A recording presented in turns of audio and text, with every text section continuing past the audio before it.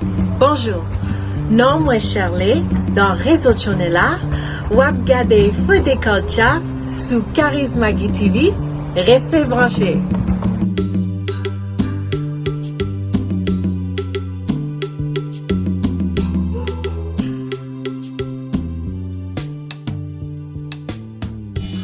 What up, everyone? CharisMaggie here, and welcome back to another episode of Culture. Now, for today's video, I am very, very excited because I have with me a special guest that is going to be educating me a bit more about Haiti in terms of the Haitian Revolution and all types of different things that I've always been curious about. She has a wealth of knowledge, and she is none other than Shirley, the founder of Black Canadian Content Creators. Give her a warm welcome, everybody! Sound effect moment. my own sound effects. That's golden. Thank you so much for being here with me, Shirley. Thank you for coming. Thank you so much for having me. So, sac passe, all of my Haitians are I'm Yes. really hyped for this video. Ma boule. Ma boule. I should have had my Haitian flag to wave. Like, Yes. just imagine that I have a Haitian flag waving right now. Yeah, same here. My flag is somewhere over there. So I'm not going to go into too much detail about like where it's located and the language and all of that because I already did a video on that. If you haven't checked it out yet, I did a video on Haitian proverbs and that was at the very beginning of it. So go ahead, check that out, click the link.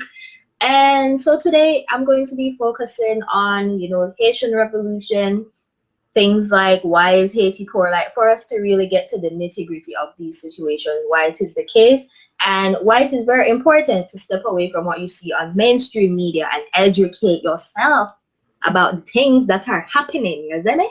Yes.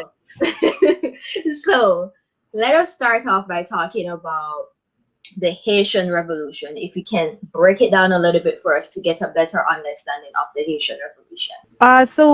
So the Haitian Revolution, actually, a lot of times we think of naming two people, right? Dominique Toussaint Levasseur, who defeated the French army, and also Jean-Jacques Dessalines, who made a name for himself as like the who gained the independence in 1804. But it really was sparked, it had to start somewhere. It had to spark from somewhere. And where it sparked was Haitian slaves came together at a gathering near a fall that still till this day, a lot of people who are in voodoo celebrate there. By Cécile Fatiman, who was a white voodoo priestess. And the reason I'm saying white because there's different colors of voodoo. And the white voodoo priestesses are more about nature. It's a very protective style of voodoo. Gotcha.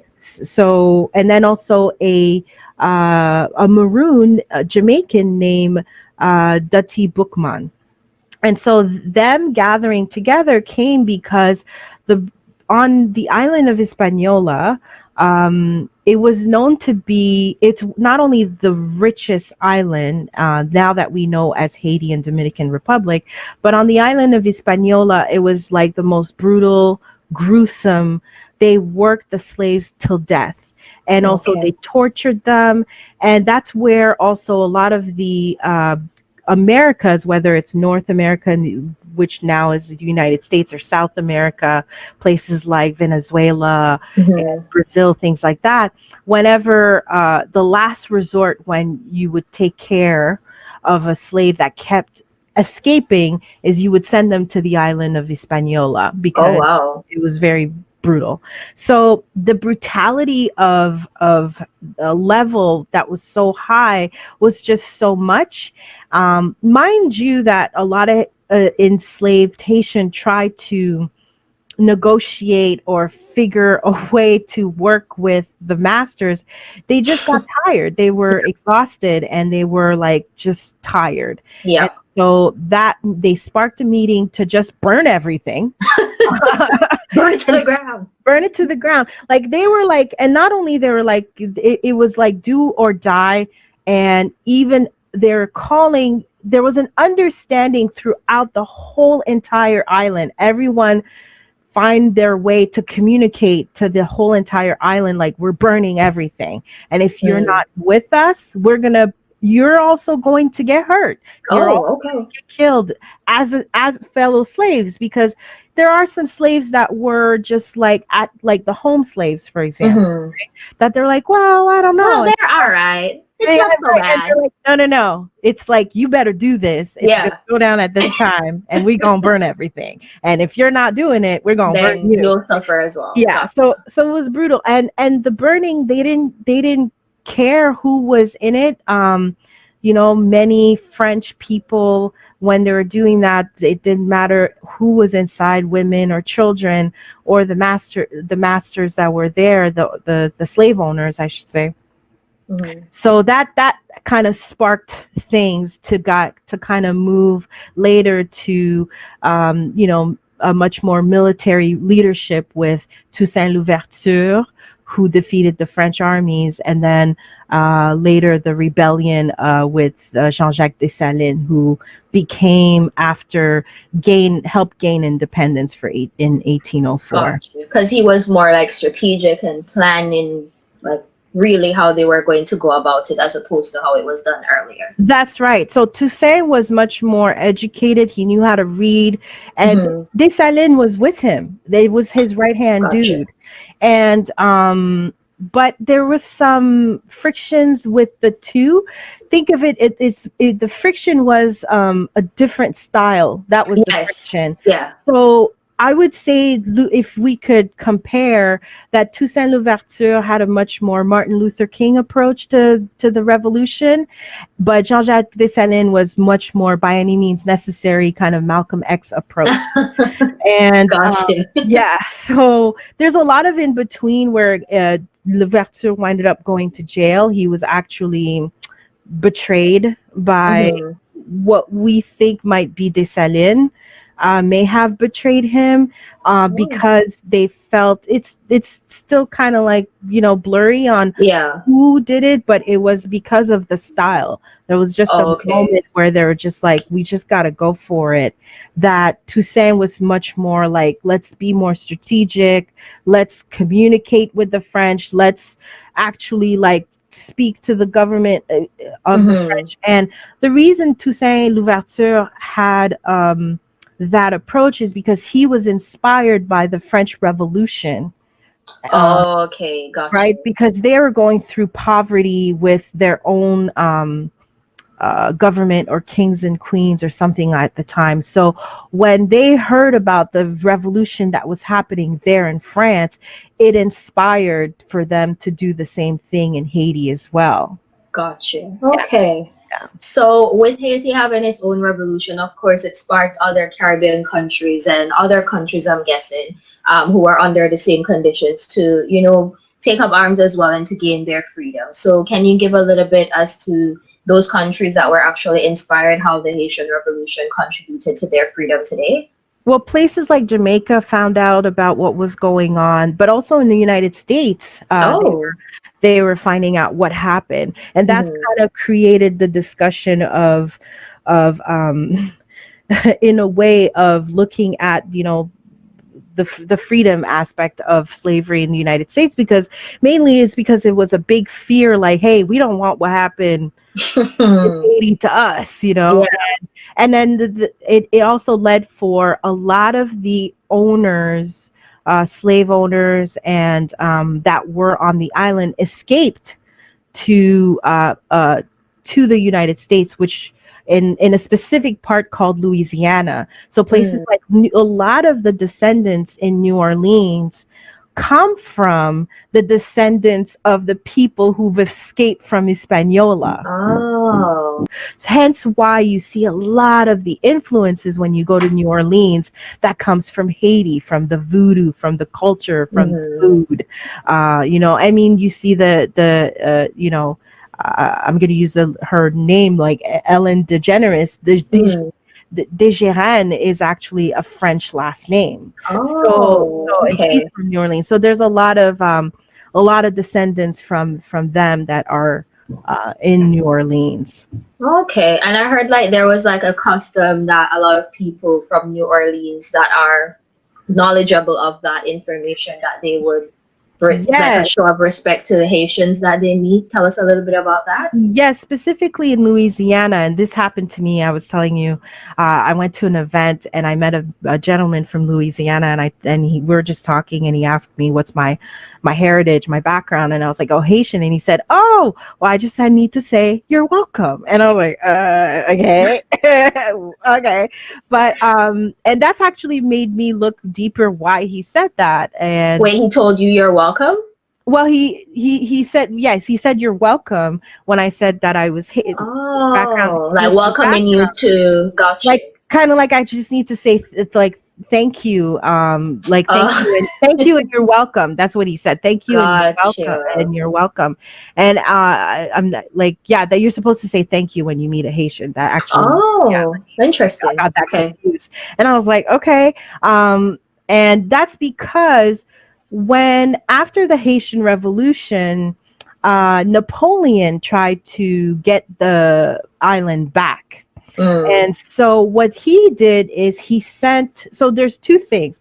So what he did is something was going on in Poland, and he ended up getting a lot of people from Poland to come to fight with the French uh, on a particular boat to get back to Haiti to try and see if they can claim the island Mm. back.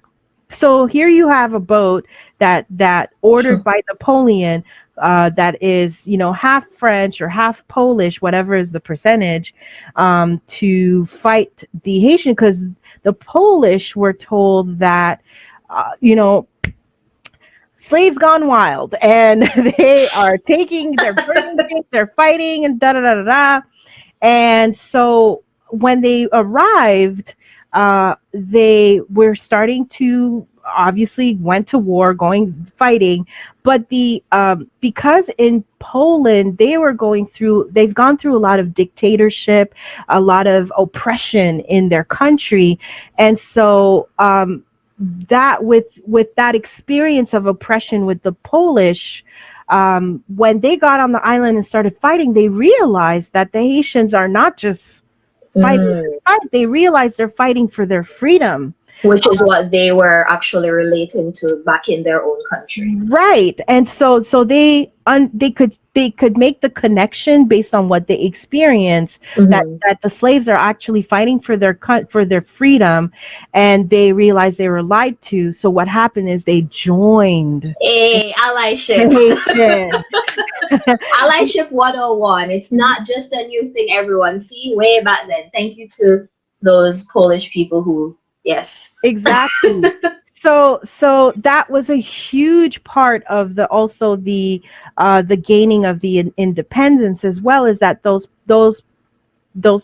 Polish people till this day are a part of a small community in Haiti called the Cité of Casal, Oh, and you could see actually, like when you do a picture of their descendants, the Polish influence and mixtures gotcha. um, of the people that were there. So as the Polish were joining the Haitians to fight now against the very French that they were on the boat with, it was creating for so as that was happening, Napoleon also sent another boat for the Louisiana Purchase in the areas of Louisiana and New Orleans and things like that. They were planning to take over. Okay. But as they were planning, so as one boat's going to the Louisiana area and another boat got to, fighting with the Haitians, they were losing. The French Mhm. were losing, and Napoleon got wind of that. So he sent he had the boat that was heading to the United States, to Louisiana, to turn back around in To order go to Haiti Haiti, to Hispaniola, to fight, which they lost there as again. well. So hence why that the thing with people from Louisiana, when they meet a Haitian, that they say thank you, is because of what happened. That's very interesting. Yeah. Oh my goodness. So when Jean-Jacques Dessalines he made himself emperor, and he changed his name to Emperor Alexandre the First after the independence. When they started writing the Haitian Revolution, and if you do a Google search of a British student actually found the very first Haitian declaration, independence, Haitian independence. It was hidden somewhere, and Okay. she found it. And so it was named, you were called Haitian, and it didn't matter the color of your skin. You didn't have to be black. You're considered Haitian as long, one of the biggest thing that they were for them is that you were against oppression, that you were against slavery. And that's what made you Haitian. And it was their way to kind of acknowledge the roles of the Polish people that fought with them for freedom and independence. Awesome. And now we have this place that is still there, and I'm believing that we still have people who are Polish origin who live in that city right now today. That's right. And then after because of the everyone getting it's not just the whole catching wind of the first of the revolutions, and starting with Cécile and Boukman and then all the way to Dessalines. They were all the oppressed countries like Venezuela, like Greece, like wow, it went all the way to Greece. yes, they reached out to Haiti for assistance, for help. So they were instrumental in wow. By the time they didn't have much, because a lot of men died during the revolution, but they did what they can. So I think for Venezuela, they sent like 300 or 400 men or something to help with their freedom. And till this day, you actually see the same crest that's in the middle of the Haitian flag. That's also in the flag for Venezuela. And it's kind of like that same crest is thank you. Wait, so the Haitian flag and the Venezuelan flag has the same crest. So if it's like I'm trying to the one with the little cannons, and then you'll see that too in the Venezuela. Okay. I'm trying to pull up a pic. Okay, so I'll put a picture on the screen. Gotcha. It's like right there in the corner where like the yellow part. Yes. Got you. Okay. Ah! Yeah. So there's a lot of people don't know how much Haitian have helped in so many wars. Like in terms of they helped him in victory for the Venezuelan War of Independence. They helped in the defeat of the Dominican. They were defeated in terms of they went to war too, right? Hispaniola, like Haiti.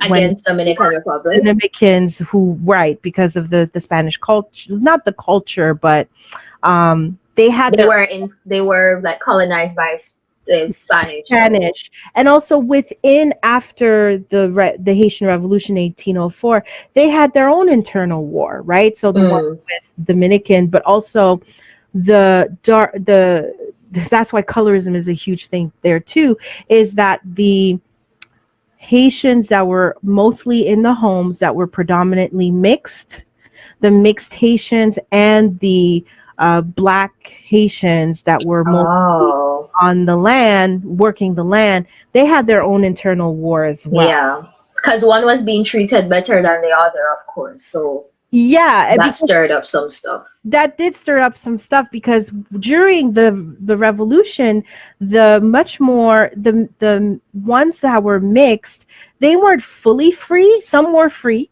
some were a little bit. So for them, they always looked at it, well, can we negotiate, right? But the ones that were working the land were like, no. Yeah, like, So but there was an understanding that freedom was important and it needs to be kind of moved forward. So, but in the back, there was still kind of the friction between with the ones that were mixed and the one that were, Yeah. dark skin who were on the land. So they had their own like war, obviously, that created for now what you have Dominican Republic. But there were many other they were like the War of Knives. That's what it was. That's what it was called. Oh, okay. War of Knives. Okay. Yes, the War of Knives was Toussaint's forces, and Rigaud, who was a mixed Haitian. So that was one of the wars after the Haitian Revolution. Revolution. Yeah, Oh, okay. Wow. They fought a lot. That much. Haiti That had much a I lot can of say. fighting. They like to fight.